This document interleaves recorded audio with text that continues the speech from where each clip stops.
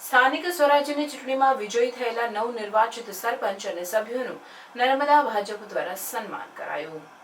આ કાર્યક્રમ દરમિયાન વિજય થયેલા સરપંચ અને સભ્યોને ઉપસ્થિત મહાનુભાવોના હસ્તે શાલ ઉઢાડી પુષ્પગુચ્છ આપીને સન્માન કરવામાં આવ્યું હતું।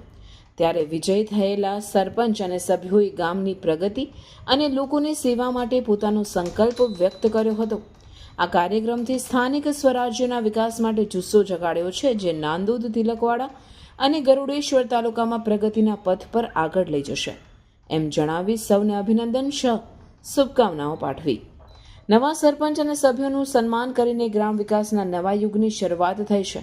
આ કાર્યક્રમ દ્વારા ગામની ગલીઓમાં પ્રગતિનો સંદેશ પહોંચાડ્યો છે અને સાંસદ મનસુખ વસાવાની ઉપસ્થિતિમાં સરપંચોનો વિકાસના કામોમાં લાગી જવા અનુરોધ કર્યો હતો। નર્મદા જિલ્લા ભારતીય જનતા પાર્ટીના પ્રમુખ નીલકુમાર રાવ તેમજ નાંદોદના ધારાસભ્ય ડોક્ટર દર્શનાબેન દેશમુખ અને અનેક આગેવાનોએ હાજરી આપી હતી।